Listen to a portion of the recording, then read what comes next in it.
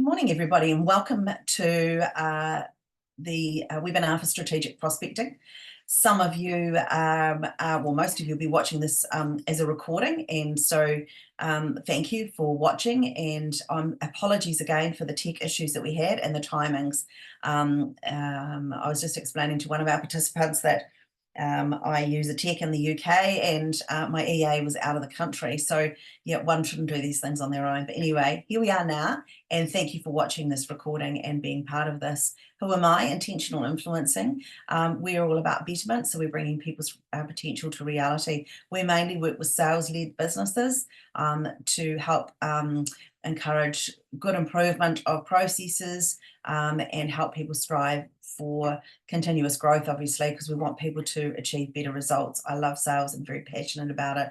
Had a 35+ year career in sales and led high performing teams for around 25 years. So work across a variety of different industries.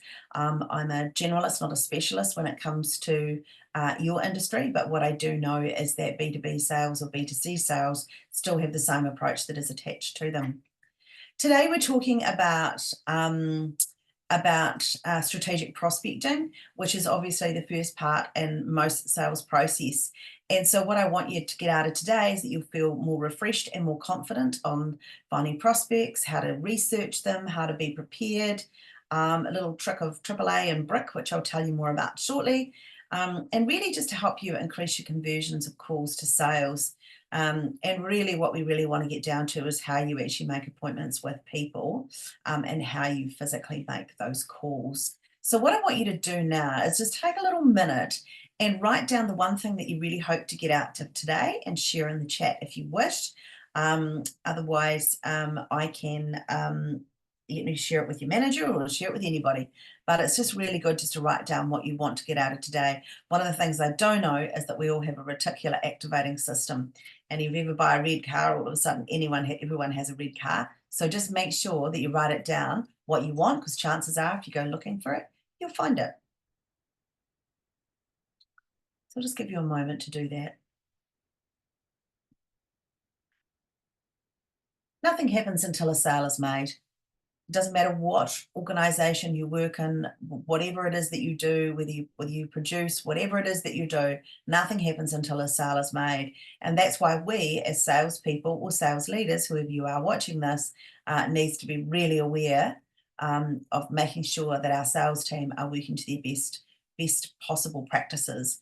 And so hence why some of you are here today to talk about betterment. Selling in a complex market, we are in a complex market right now, and there's many reasons why what happens in a complex market. But today, I want to talk about the lack of focus on generating new sales. Over the years, as business has gone well, depending on where you are in the country, some industries have still done really well, but what they have done is failed to create a lack of focus on generating sales and just waiting for sales to either come to them through their marketing or through referrals, but not actually genuinely going out, picking up the phone and making those cold, hard calls.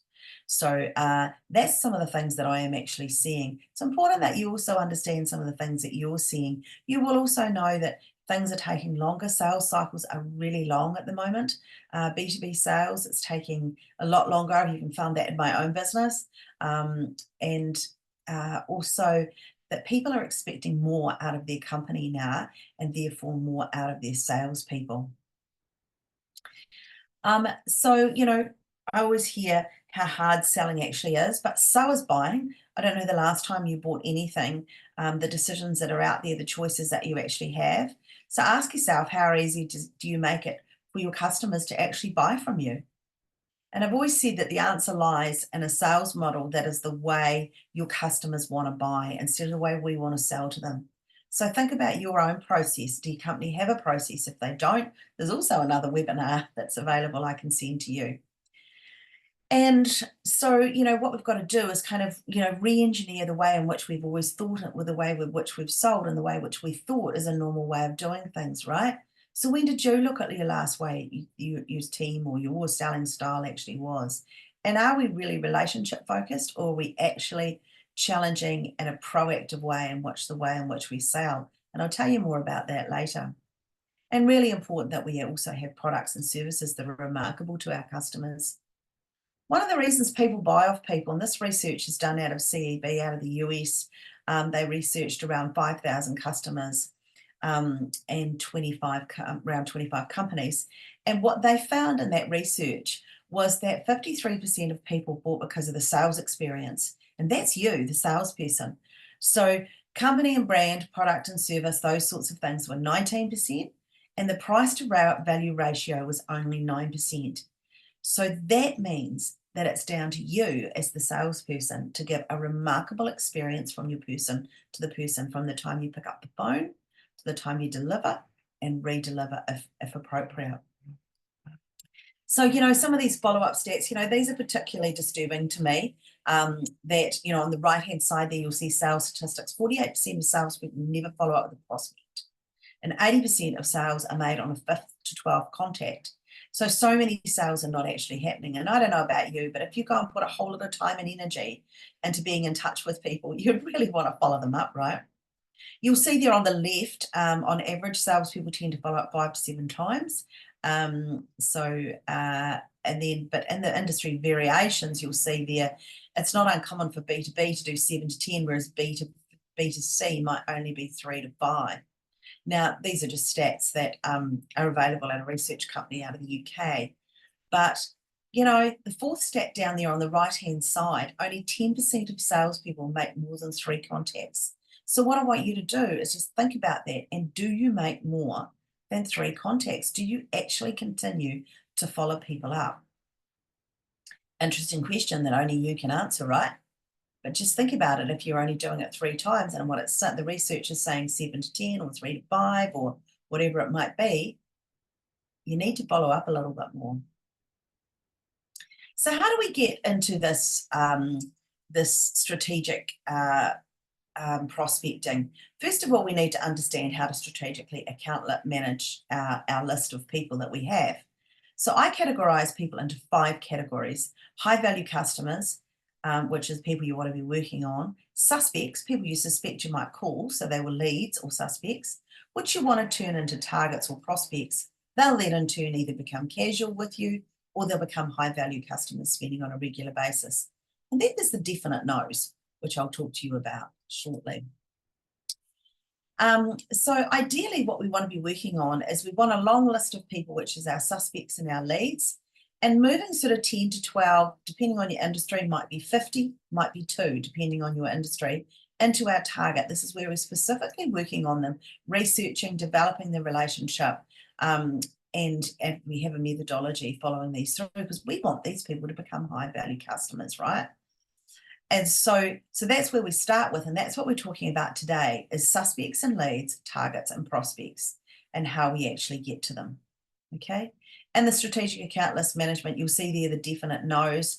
You can pass them on to a contact with a warning label, send them an email or note and tell them that you're not going to work with them anymore. For me, I never ever give up after I have given somebody a proposal until they tell me no. But when it comes to prospecting, I continue on until they're actually a bit rude to me, and then I'll break them up and they go into my definite no pile.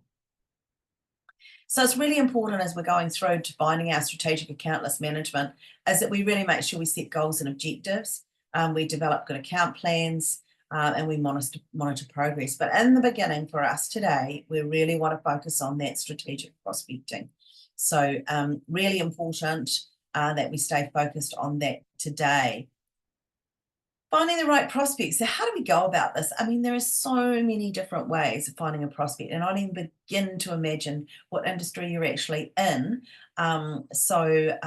Really, you'll know where the best place is to find things. But, it's really important to understand why we're even doing this. If you don't grow your portfolio or your customer base or your client list or whatever it might call you, we have something that is called seepage out the bottom. So we all know the good old sales funnel, right?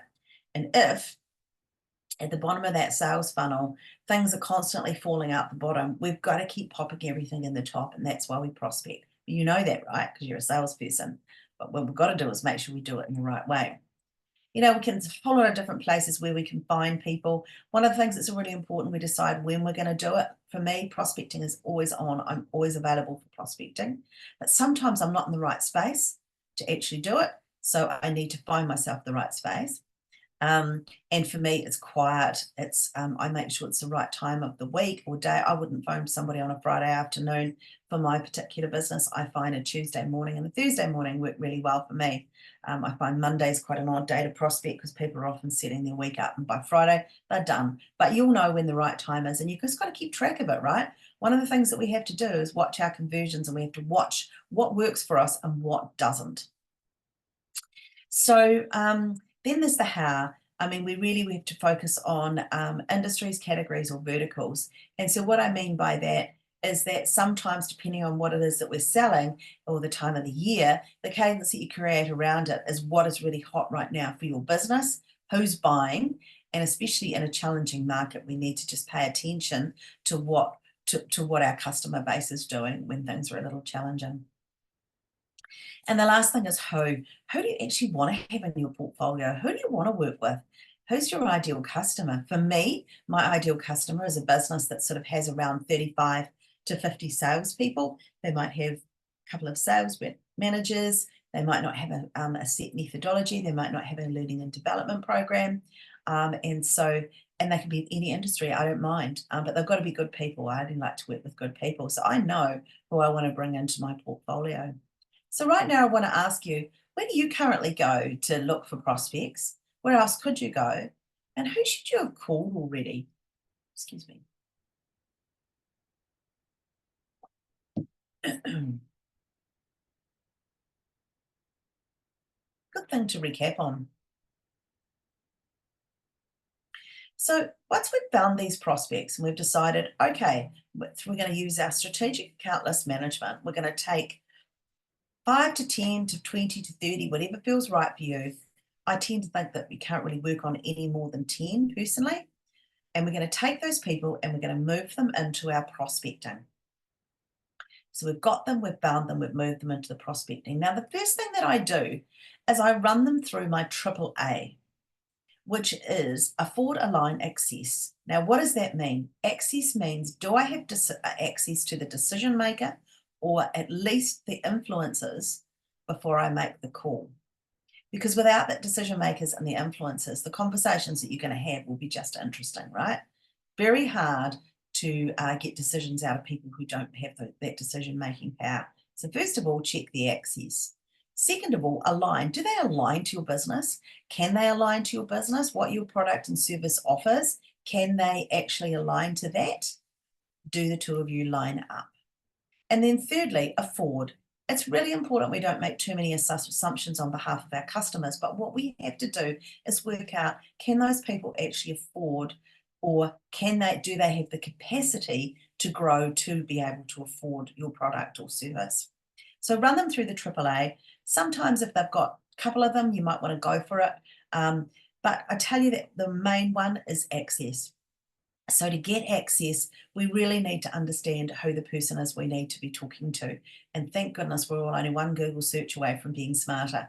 So it's very easy for us to have, be able to Google and sort out who the marketing manager is, who the production manager is, who the CEO is, whoever it is that you need to speak to.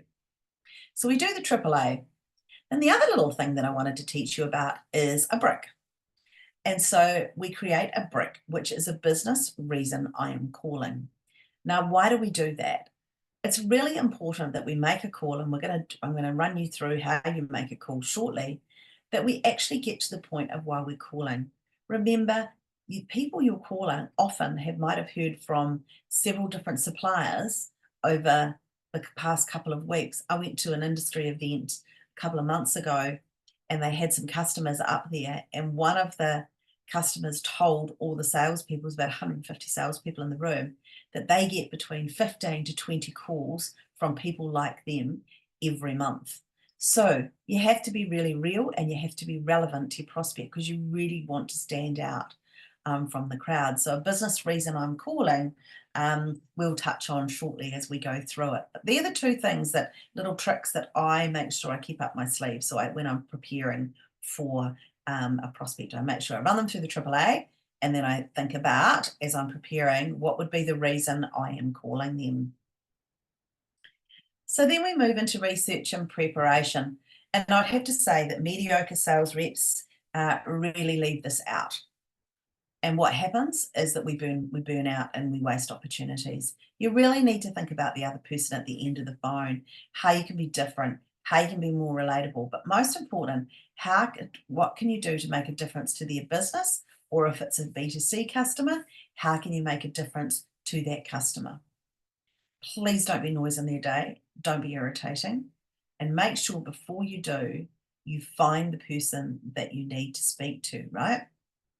So what would research look like? So research really looks like we make sure that we've visited their website. We might have, if it's a B2C prospect, we might have looked at their socials. We might have looked at LinkedIn. We might have connected with them on LinkedIn. I always connect with people on LinkedIn. I find it a really good way of at least when I call, they've kind of heard my name before. So that's just one thing that I always do. I use LinkedIn because it's a business connection, as opposed to, I try very hard not to use Facebook as a connection to people unless I really can't get a hold of them, and then therefore I might use Messenger. So make sure you've really thoroughly checked out people's businesses before you actually get on the phone and call them, right?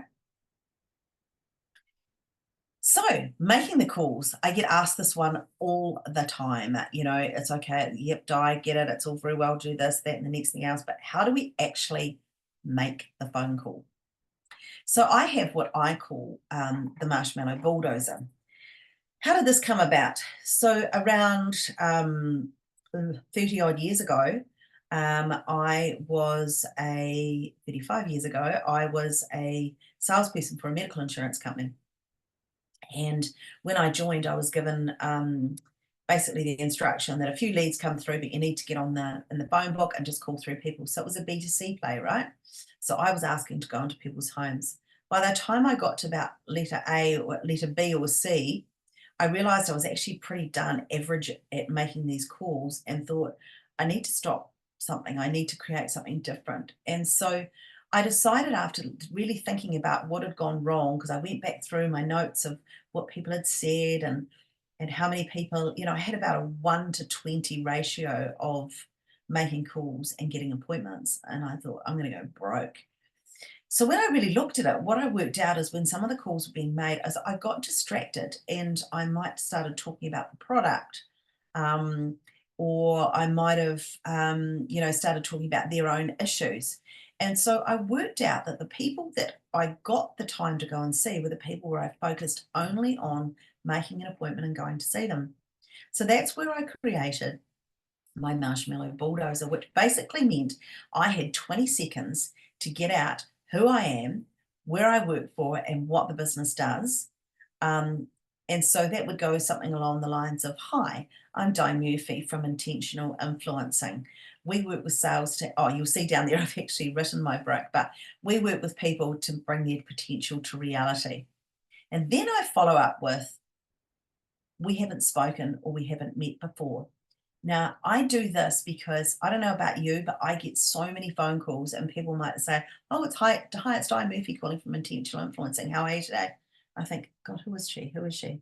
And you're running it through your brain, trying to work out who that person is. So I always state, we haven't spoken or we haven't met before. Funny, I had a call, and I thought it was one of the people that had done coaching sessions with me in the last 6 or 7 years.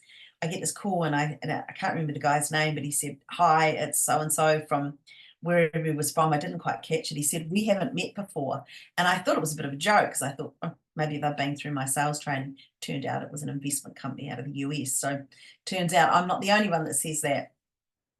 So I don't ask people how they are until I tell them who I am, where I work for, what my business does, and tell them that we haven't spoken yet. And then I just get on with it. How are you today? And I don't even pause. Pause to respond to them. That's good. Great. Then I hit them with the reason I am calling. And the reason that I just continue on with that instead of polite chit chat is that I need to get to the point why I'm actually calling. So the reason I'm calling is I work with sales teams all over the country, developing their team through accountability and development to increase revenue, creating high performing behaviors. So I say that all the time, right?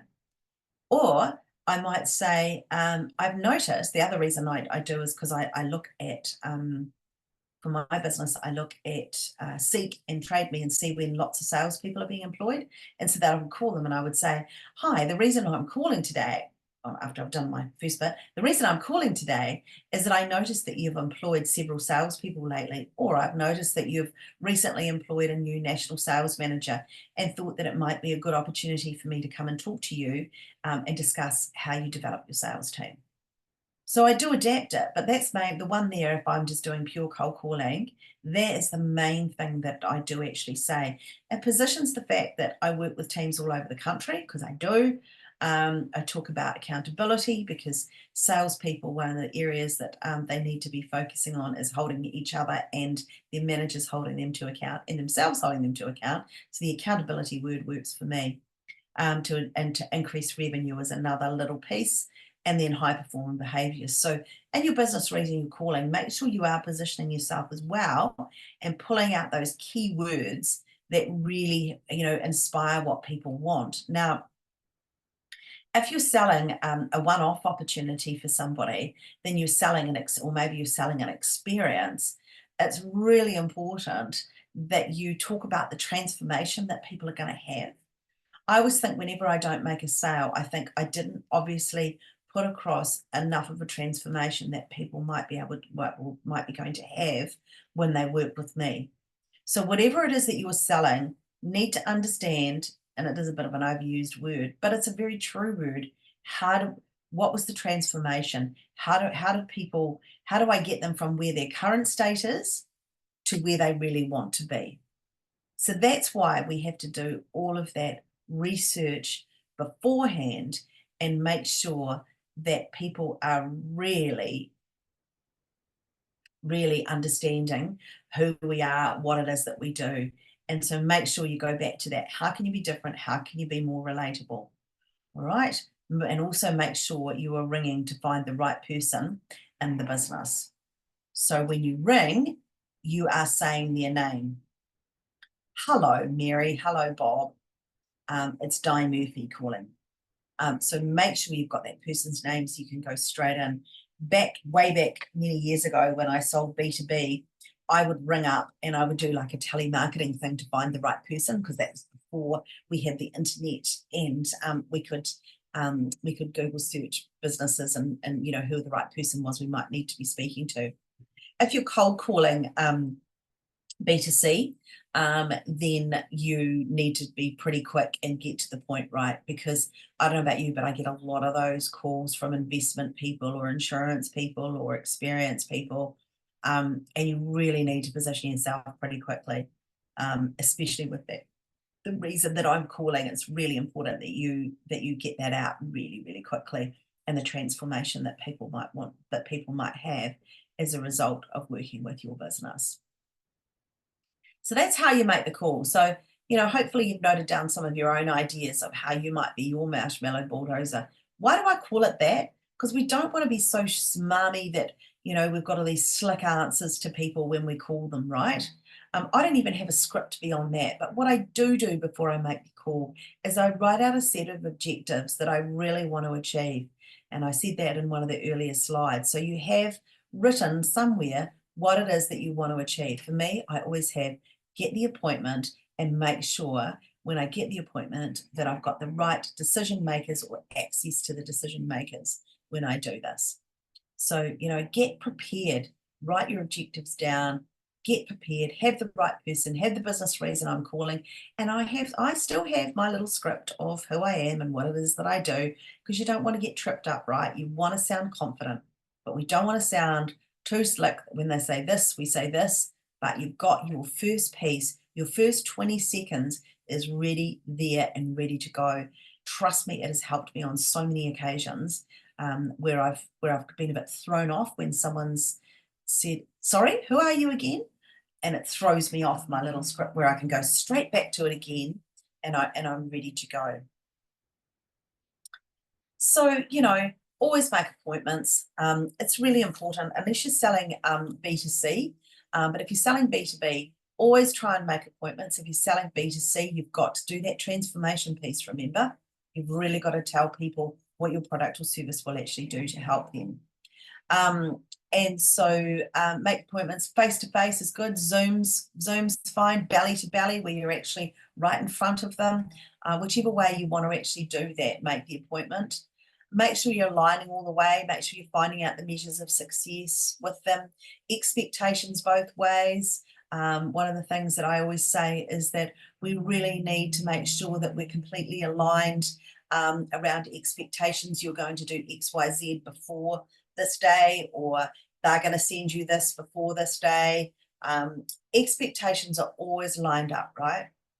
And you must always finish every call, every step of your sale with the next steps. Always leave with what comes next.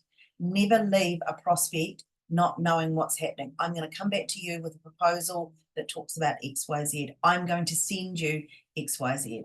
I'm going to be calling you back tomorrow with the answer to that question you asked me. Whatever it is, always next steps. And no surprises. Do what you say you're actually going to do. Do what you say you will do. Make sure you do, right? People don't like surprises unless they're in a little nice shiny box. Make sure you are always, always doing what you say you will do. You're delivering. And don't throw random things out to people, because otherwise you lose trust. So for me, I align all the way, talk about what's going to make them happy, what their measures of success might be, what the expectations are both ways from them. And then I design a proposal that is completely remarkable to them for them. And when I deliver it, there's no surprises because we've talked about it, we're aligned about it all the way along.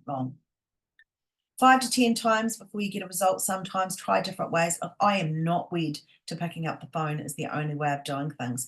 It is my preferred way for the first contact. It shows respect that you're taking the time to do it.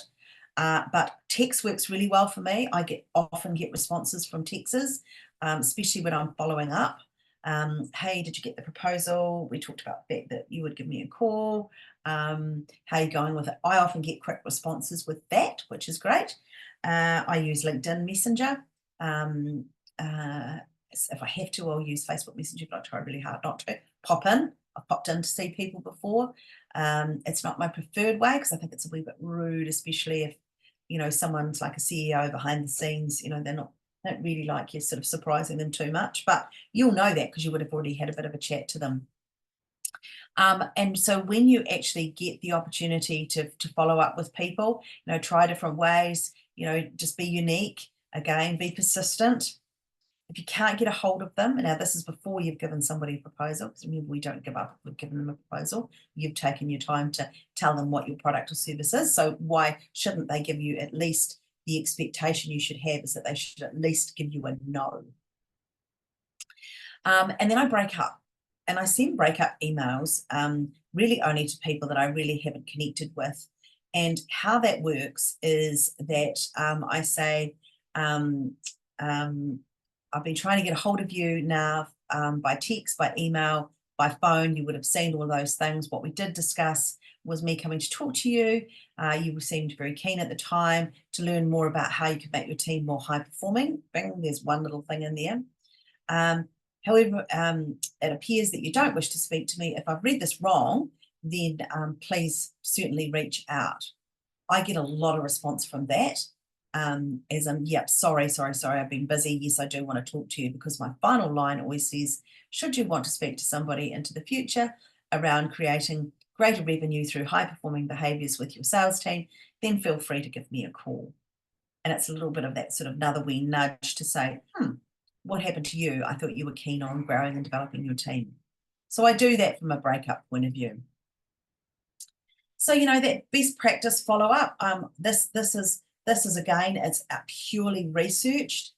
So initial follow-up, I personally I always do an initial follow-up after phoning somebody. So if I've phoned and got an appointment with somebody, usually within the hour, I will send them an email thanking them for their time. I'll send them an appointment. I always keep control of the sale. He who loses control loses control. So always keep control of the appointment if you're making appointments. Subsequent follow-up should be spaced out, not quite so frequent. Try different things, as I said. Make sure there's value every time you call. Any additional information. Often after about 2 or 3 days, I'll send somebody an industry email, or something that I've seen, or I've got white papers that I send around handling objections, driving a team. I often send those sorts of things out and say, just while you're waiting, while I was waiting to hear back from you, I thought you might be interested in this. It's important to be persistent but not pushy, and remember that that is these people's time, so you need to be meaningful and relevant. And keep track of the calls that you make. Like, I can't tell you where you're successful and where you're not, right? And just monitor what's going on and follow up accordingly with the customer, but then also adapt your style of what's happening. What you're doing is not working for you. Where are you falling down in this process? Like, what's going wrong for you?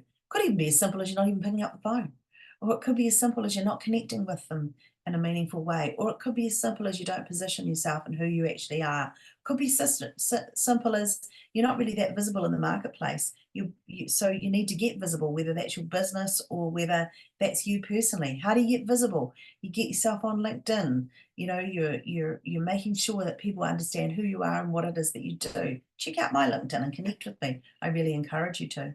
So make sure you really are monitoring, adjusting your approach, right? This is the one question that I ask every single time. This is my ultimate sales question. And so if you have got somebody that you've been trying to follow up with and not getting anywhere with, try this one. What will it actually take for you to work with me? Or what would it take for us to work together? However I'm feeling is what I say. And then I close my mouth. There's an old saying in sales, he who speaks first loses, right? Put your proposal out there, ask your ultimate question, whatever it is, and close your mouth. So it could be as simple as when you're making an appointment, I'd like to come and see you and discuss your business further with you. When's a good time for you? Close your mouth. Or you might say, I've sent you that proposal. What will it take for you to work with me? Close your mouth. Or you might say, I'm in your area tomorrow seeing other customers, and I'm really keen to pop by and see you somewhere between 2 and 4. What works best for you? And close your mouth. We have 2 ears, 1 mouth for a really good reason, and you should use them proportionately. So that's my ultimate sales question, and you just adapt it for yourself, right? What might be the ways in which you want to say those words, but that's what works for me. I always say that confidence is the decision to try. And, prospecting, picking up the phone, all these things, it's just the decision to try. That's all it is. Don't feel uncomfortable around prospecting. You've got an amazing product or service, and if you don't believe in it, then it's pretty hard to sell. But I'm sure wherever you work, you believe in what you do and you want to share the magic of what you do. And you want to help people get better, see the transformation that your product or service can do. So confidence is purely the decision to actually try to do something different, right? Try something different. Pick up the phone, make some LinkedIn connections, send a note by pigeon post. But, think about this.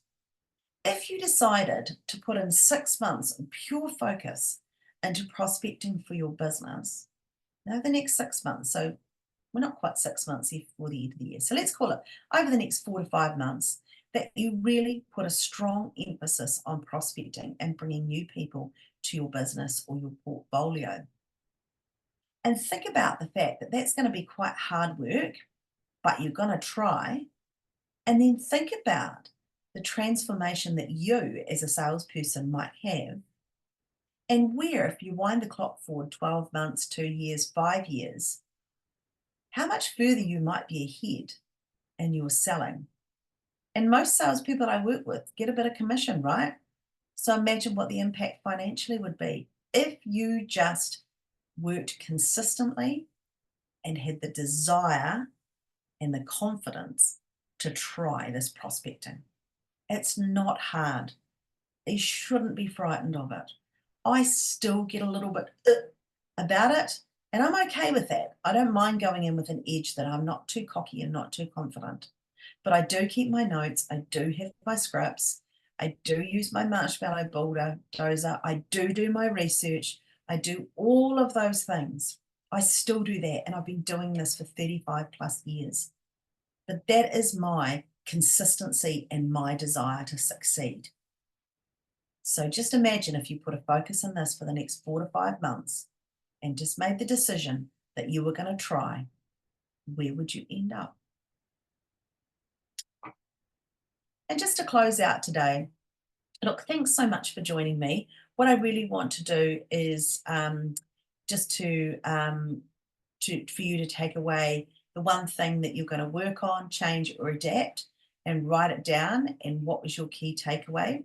You're welcome to share it with me if you want. My contact details are there, although in the strange automation that ended up happening, you should have my contact details anyway. I'd love you to connect with me on LinkedIn. So just to recap, what we talked about today was we talked about the fact that we all need to continually prospect. We have a certain amount of loss, seepage, whatever you want to call it, out of our portfolios, or we might just be constantly in a new business. We might have one-off products that we're constantly selling or offering, right? If we're in that particular space, then we need to sell in a more compelling way, because there'll be lots more calls than just making appointments, right? So we talked about finding the right prospects. So that's who the people are you want to work with and where we actually find them. So work out who your key target market is and who do you want to sell to, and then make a long list of those names. Then decide the 10 people that you're going to focus on for this week and start researching them and getting prepared for that call. Do the brick, do that AAA, run them through all those things. Write your script out, write your objections out, get really ready for what it is that you want to do on that call. Make sure you think about ways of how you can increase your sales and conversions. So are you aligning? Are you setting expectations? Are you following people up within 24 hours? Are you doing all the sales cadence things, which is a constant, consistent approach to it? Are you doing all those things every single time? Okay. And we also talked about the fact of how you might make some phone calls, and remembering the fact that absolutely nothing happens until a sale is made. And so for you, the most important thing is that you at least do something today to make sure you're adapting and changing for betterment. And remember what I said, if you were consistent over the next 4 to 5 months, what change would that make in your life? And how would you feel better? Thanks so much for joining me today. I really appreciate you participating. And this is recorded. I'm going to stop the recording now. Enjoy, and do check me out on some of my socials.